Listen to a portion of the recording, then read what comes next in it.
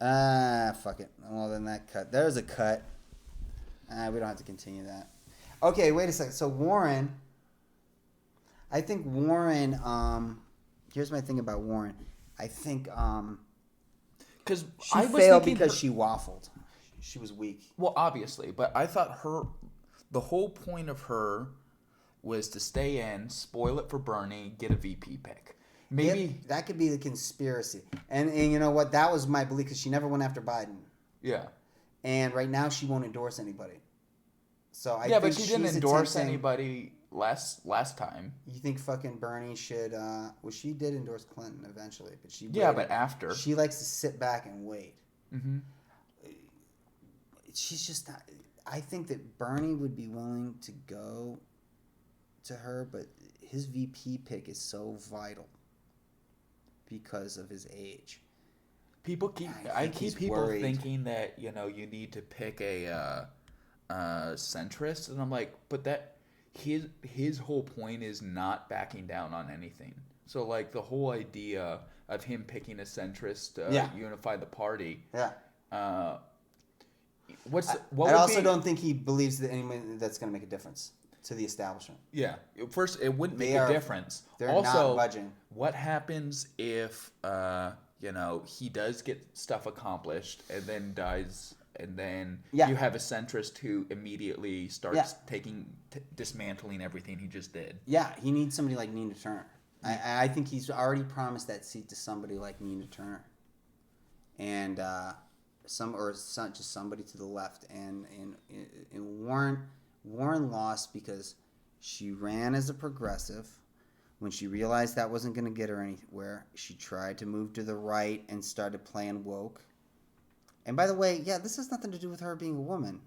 But like Nina Turner is a woman.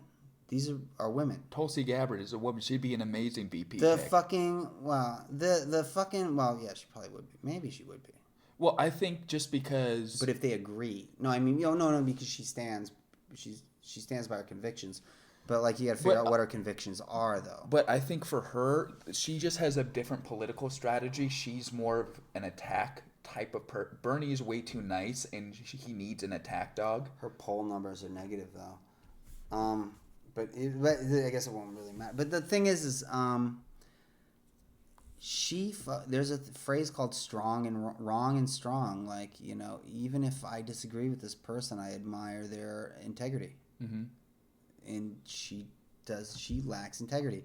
And these motherfuckers and her supporters lack integrity because they keep posting shit about it being about her being a woman. This has nothing to do with fucking sexism. And if you were saying that it has something to do with sexism, you're kind of being sexist because you're saying that inherently women are indecisive and weak. And that's completely not true because you have Tulsi Gabbard, you have Nina Turner, you have all these... Dude, who are our main leaders right now? I mean, for the next generation. They're all fucking women. Yeah.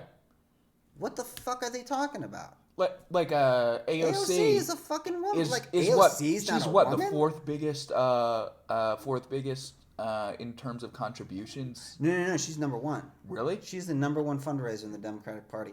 And that's why this idea, which is why no one's going to switch to a third party. We're not going to start a new party. We're going to overthrow the fucking Democratic Party. It's going to happen. Even if the world fucking ends, we're going to fucking win. Even if the world ends on Tuesday, we're going to win on Monday. This isn't going to fucking end. I mean, I believe in struggle as a lifestyle. Like, if you don't have anything to struggle against, you're going to die. Well, I mean, I definitely feel like whatever, because if we're talking about something that can be an effective struggle, the struggle is going to be overthrowing the Democratic Party. Well, I don't even like the Green Party. Well, it would be bitter. In order for it to be an effective struggle to dismantle capitalism, to do enough about climate change, mm-hmm. it might actually take something like Bernie getting cheated again. So, because him just moving forward, yeah. well, he did get cheated. Might leave. Well, yeah, but might leave people too complacent, and I think that a contested election where they try and cheat him, and then we have like a 1,000,000-man march on Washington, like a Bernie supporter march on Washington. At the convention. Yeah, the convention is going to be a riot. Yeah, we have to do something like that there to force it to happen. Yeah, and by the way, let's be really fucking clear. There's going to be fucking violence if Bernie doesn't win. And I'm not advocating it, and I'm not going to participate in it, but it's going to happen. To think that not one person won't, the cop's not going to get shot, you're out of your motherfucking mind. I'm not going to say that. I'm just saying it's going to happen, dude. Look, they are building, like you just fucking said it before. They're going to fucking build eco death camps. They're going to build economic death camps. And you think that fucking the most armed country in the fucking history of civilization is just going to go quietly? Well, to their own fucking deaths? You're out of your mind. I mean, people are going to flip out when you remove their right to vote, and you say there's no way out of this. What do people do when they're cornered? Yeah, they freak out. I mean, I don't see things getting much better. Like either you have full-on eco-fascism where you stop all migration, or you have techno feudalism, where, like I said, they decide it's not worth saving the world, so they decide to just try and create a few mega cities. That's what Andrew Yang said. That's his vision. He said that at one point that you can't stop climate change, so we're gonna have to figure out a new fucking essentially a new world order and stuff. And so I never knew what that meant, and that creeped me out. So I never liked the Yang Gang. Well, yeah, because he's a Silicon Valley guy. He fundamentally he is not as rich as he made himself out to be. I understand that, but I'm talking about. I mean, he's about as rich as my friend Matt, probably. I mean, he's not that rich. Right. He's kind of on the low end of techs. But it's just the ultra libertarian mindset where they fundamentally believe that capitalism is instinctual. Yeah, and corporate powers. Yeah. And capitalism has always existed and all that shit. Which when they try and say capitalism is the market, that's ridiculous, because the market has existed long before capitalism.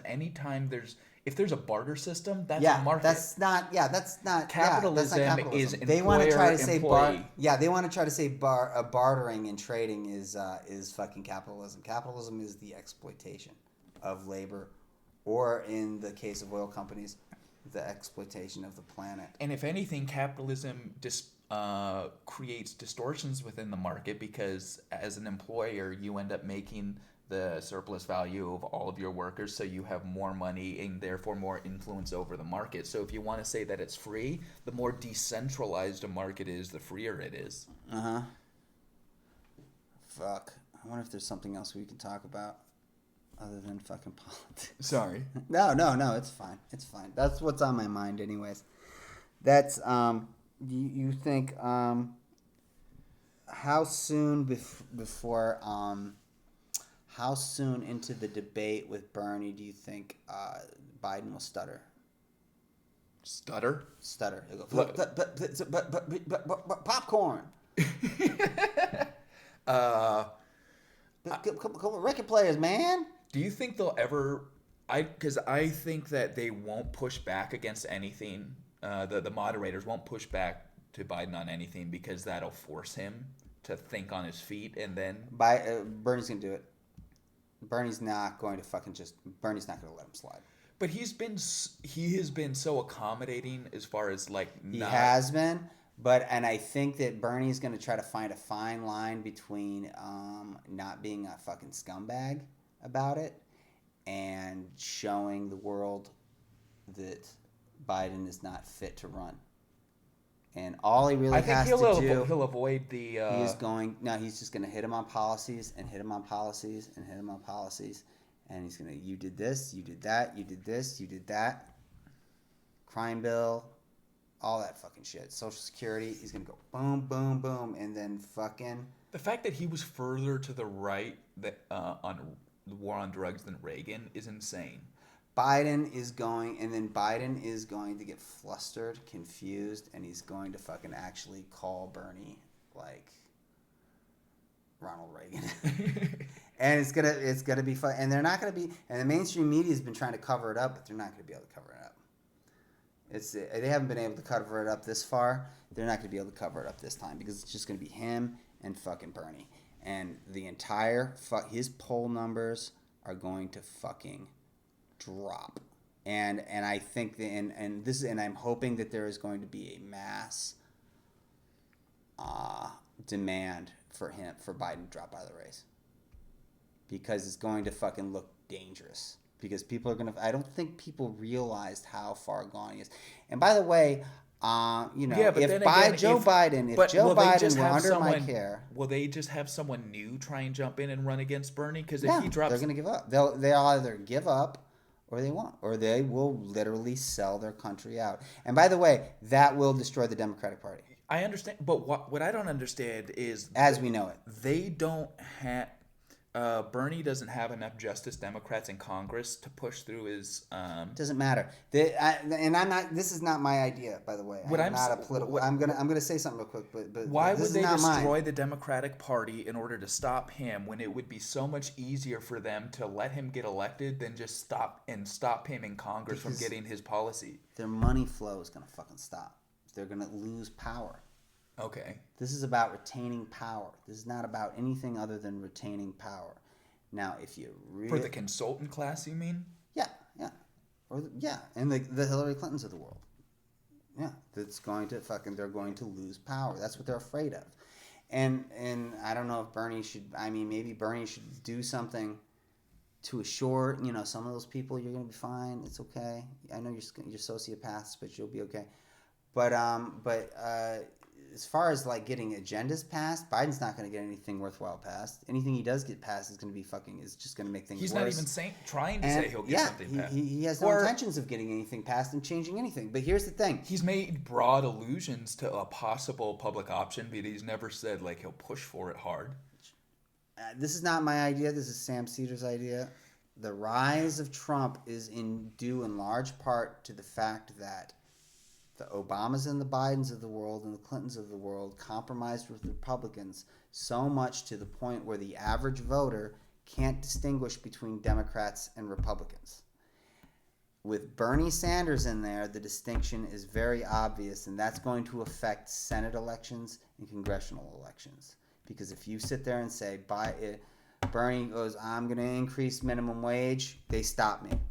I tried to increase Social Security, they stop me. I tried to remove health insurance companies, they stop me. As opposed to Obama, who's like, and I've had conversations with everyday people, here and there, and they would go, and they really thought that every bad thing that the Republicans did to Obamacare was a result of Obamacare. So if you're so the Republicans played some fucking games and got, the prices went up on insurance. And then they go, well, that's Obamacare made the prices go up on insurance. That's the fucking problem with compromising with Republicans. You start looking like a Republican. Well, yeah. But also, the Republicans are going to hit you for being socialist no matter what you do. So why... that doesn't even work anymore. So why compromise with them? Such a joke. That is such a fucking joke. I mean, what the fuck is it? To a 25-year-old kid, what the fuck does that even mean? There's... I think within the conservative movement, because it's so built on communism? And anti-socialism. Yeah, but what was anti-communism built on? It was made up. It was a fucking illusion. Well, I mean... The whole thing was a fucking fraud. It was a scam. It was basically a way to go after the workers' movement because... I know what it was. You can't be part of a worker union movement without, explain it to somebody under 50. The main existence of a union is at least acknowledging that there is such a thing as a distinction between employer and employee, and the employee needs power to balance out the imbalance of power. Explain why socialism is bad to anybody under 45, 40, something like that. I mean, to my niece. Explain it to my niece. All they can say, you can't do it. All they can say is that there were people who died under socialist regimes. I particularly like Chapo Trap House's explanation for it, which is anytime you go from undeveloped to industrial society, it takes mass human death, and it's just that the colonial period where we went to. I got a simpler response, but okay, what's your response then? How many people die from fucking private health insurance every year? How many people die from private health insurance? How many people die of starvation? How many people how many people kill themselves because they don't have access to health care? That's how many wars do we have for oil? How many people die of disease, because they dump stuff in the water, or because of the air, or because how many people die of diet related disorders, and it's all because we have a farm subsidy program that grows food that grows corn that humans don't eat. It's corn You don't even need to explain that Stalin. Stalin's not a Marxist. You don't even have to get into that. But what do you usually say when somebody says, like Radzone was on the show and he says, National Socialist, yeah. Well, okay. About Nazis. If Nazis were socialists, then why were socialists the ones they went after first? Yeah, if Nazis were socialists, why'd they kill 11 million people? I mean, they just killed them. Yeah. The socialists were in the camps right next to gay people and Jews. And this is the other thing, and this is what I said to him. There's just so many of these arguments. I suspect that anyone who says that, it's code for I'm a Nazi. Yeah. By the way, anyone who calls Nazis socialists, they go, "Oh, so you're a Nazi." I just usually respond by, "Oh, you're a Nazi." No, anybody who says, you're trying to tell me that. Anybody who says socialists are the real Nazis are like, listen, they're Nazis. The camps were bad, but like he built the Autobahn. Like they're those type of Nazi sympathizers. Anyways, I went. This is it. I go. Oh well. So there was a World War II. Mm-hmm. So Bernie and we're talking about Bernie. Mm-hmm. So Bernie was a New Deal Democrat. So then why did Bernie go? So then why did FDR go to war with Hitler?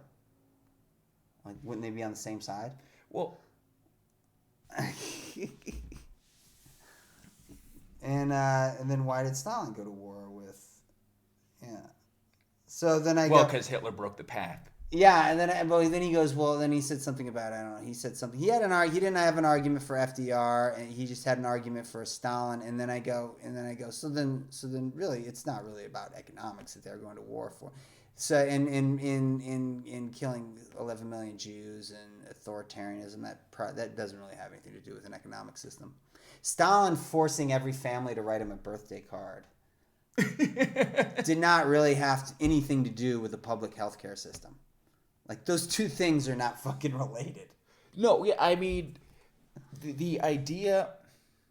I mean, as an anarchist, I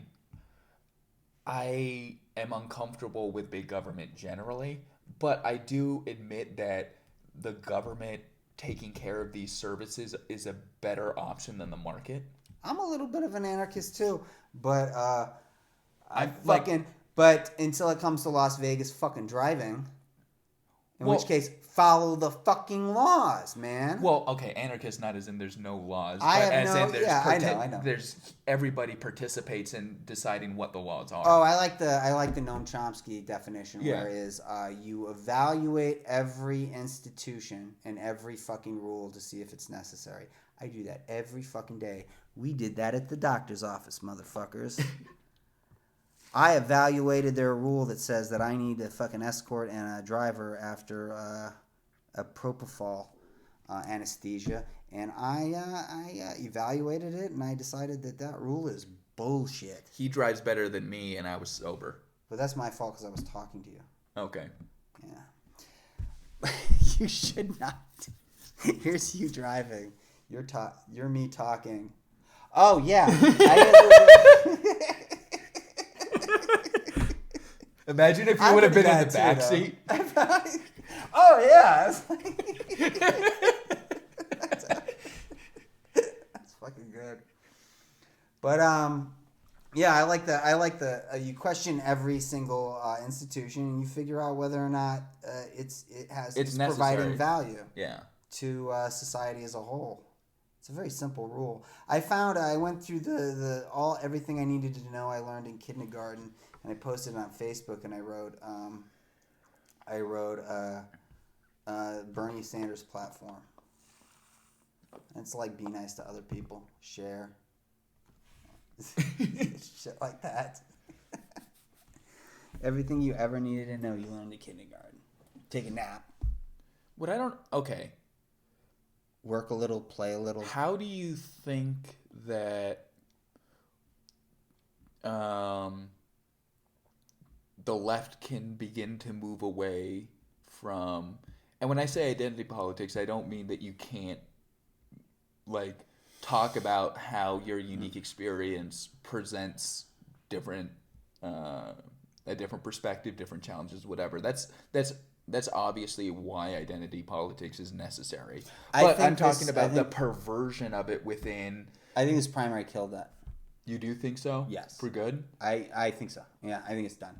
Because... I think it's fucking done. I think woke, the phrase woke has become synonymous with fraudulence. I think nothing hurt the progressive movement more than woke culture. Because one of the reasons that... the left, the new left in the 60s was as successful as it was. And it wasn't as successful as the workers' movement in the teens and 20s.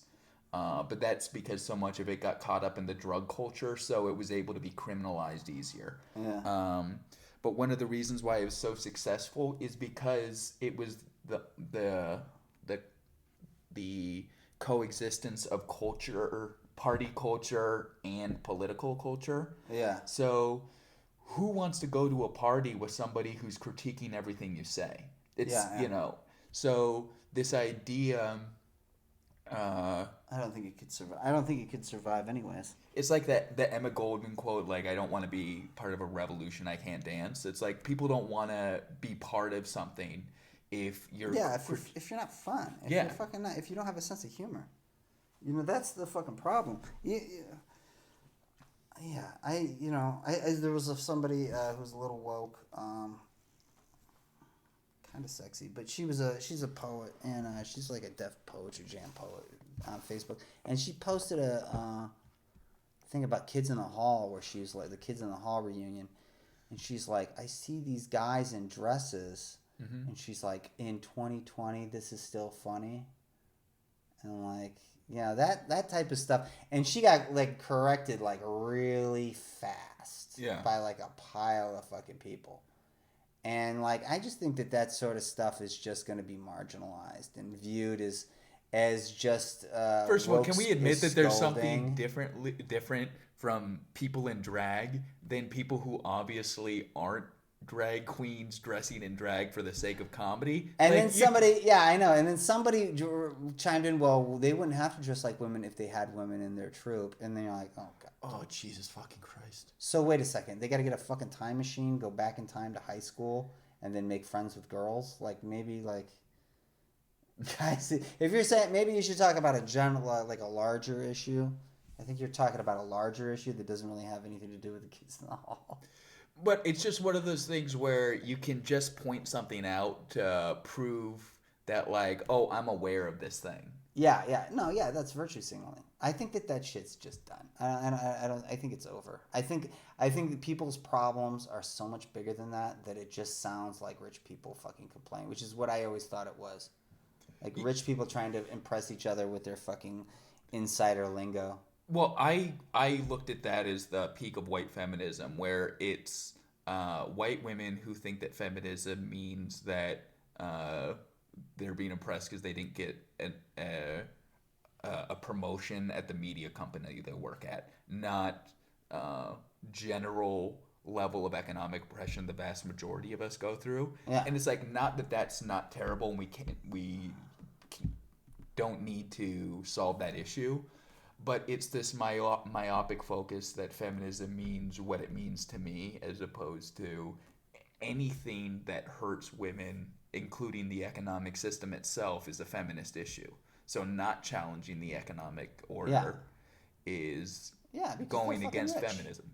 Because they're fucking rich. The idea that feminism means every once in a while a woman can be successful in a man's arena and become rich, as opposed to every woman should have a certain degree of financial ability to take care of themselves without, you know what I'm saying? Sorry.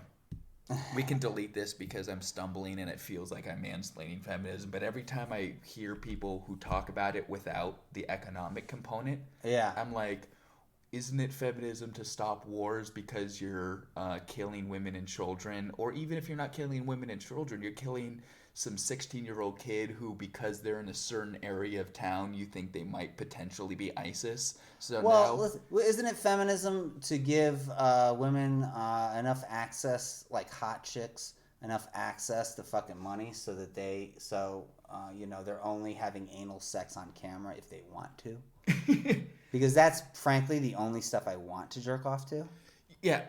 What about like the moment someone comes up there and like, I support a living wage so you don't have to sell feet pics. Yes, exactly. Like that. Exactly. That should I be so. only want to jerk off to your feet pics if you want me to jerk off to your feet pics. It feels a little fucking weird. The fact that you're doing it to pay off your student loans. Yeah, I don't feel right fucking your feet. I can tell you don't like it, and it's bothering me. So I think maybe we should just end capitalism, just so we can get this feet fucking thing, this consensual feet fucking happening, instead of this sort of. Yeah, I've heard sex workers make that exact fucking complaint. If your beef is, about anti-sex worker feminists, like your beef is not with fucking sex work, your beef is with capitalism, because sex work is fucking better than retail. Yeah, that's what she said. Well, I mean, you set your own hour. If you're independent, you set your own hours. Yeah, if you're a dominatrix, you don't even need to fucking see a dick unless you're beating on it with a fucking belt. So I mean, that's a fucking great job. Yeah, I mean, as opposed to like anything other than fucking. I mean, it's a really good job if it pays well, if you're in the right area. Yeah, but again, that's not practical for a lot of women, because I think that for not just women but people in general, a lot of people are very private about their sex life. Like, fucking in public is about as close as they'll get, and by public I mean in the backseat of their car. I think capitalism is killing comedy because, do you know who Lily Singh is? No. She's she has a late night show. She took Carson Daly's spot like really late, but she's so bad. Okay. And she's so woke, and she's the first fucking talk show I've ever seen, late night talk show, that has a worse laugh than track. Sam B? It's got a laugh track. Really? I don't know if Sam B has a laugh track. This has a laugh track. It's literally just not funny. And it's all about how I just came out as bisexual. Every woman's bisexual. Come on. You didn't come out as anything. So, or willing to pretend for a douchebag boyfriend. Here's the theory I've been saying for a while now, and I really want to get it on tape because I want to be the first person. I want it on record that I'm the first person to say this. So, it is unaffordable. The only people that could afford to live in Los Angeles or New York are rich kids. A lot of those rich kids go to college and they get the fucking wokeness drilled into their fucking brains. That's why your late night comedy is so fucking woke and hacky. And you're limiting the amount of voices that are making, who are being successful in comedy, because working class comics are all forced to live in places like Las Vegas, Cleveland, Memphis, Oklahoma, whatever the fuck. That's where we're forced to live. And the rich people are the only people that could afford to go to LA and pay $5 to go to do a 5-minute set at an open mic. And that's what's fucking killing comedy. You do not have a diverse set of voices. You have rich people. They've got no stories. They've got no curiosity. They have no real desperation. And so the form's never really going to be expanded because it's always working class artists that really fucking break the molds. Yeah, I think one of the biggest things is with the transfer over to the internet. So much of that's the saving grace is the internet. No, I think that's what killed it fully. Oh, really? Is now you have to do all your own promotion. Oh, yeah. So what that ends up doing is favoring comics who are really good at the business side. Yeah. Because what they're really good at is promoting their own brand. And then that's another way capitalism kills comedy.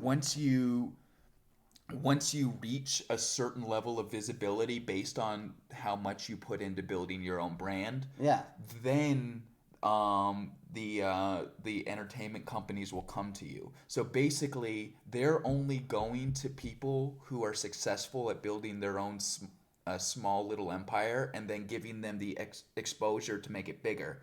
So they're only seeing like successful mini capitalists. Yeah. But you and I do interesting work, right? I don't want to speak for any other comics, but you and I are also not people. No. And that's what fucking agents and managers are for. Yeah, but we don't have access to agents and managers because we don't live in LA and we don't live in New York. Well, there's that, but I also think it has to do with the way that agents and managers are now. They wait for you to build an online following and then come in later. That's true. So whereas before it was like there's a good side and a bad side. The good side is you have business people to take care of everything and you just get to be an artist. The bad side is you're not taking care of your own business, so you're likely to get fucked over. So there's a good and a bad side to it. I think the good side to it is you actually get better art under the old model because people who aren't particularly good at building an audience, there's an architecture for how to do that for you. But where would Andy Kaufman be without being in LA and meeting George Shapiro? You'd never know he existed. Right. He were in Milwaukee. Well, he'd have died working in an ice cream fucking parlor. He would have been a Baskin Robbins employees who did open mics once a week. Like when I was back in California, there was a group of people who all kind of moved up from open mics at the same time, and it was because one of them was a trust fund kid. Yeah, and they were kind of the hangers on. So like. That person moved up, and then all their friends came along with them. Yeah. But it was, kind of because they used that, as being a trust fund kid, they could just go to all the Hollywood parties and do everything that you need to do as far as the political side to it. Yeah. Where, if you actually have to take care of yourself and do everything, then. Yeah. It doesn't open you up for that. But we kind of have that. Yeah. One of our boys is one. Oh. You know that. Okay. He happens to be one of my favorite comics. We can delete this. No, it's fine. But I have a suspicion that one of my favorite comics is well off. And he happens to be very, very funny. Anyways, so I don't have to pretend to like it. But all right, I'm gonna split. All right. It's been good talking to you.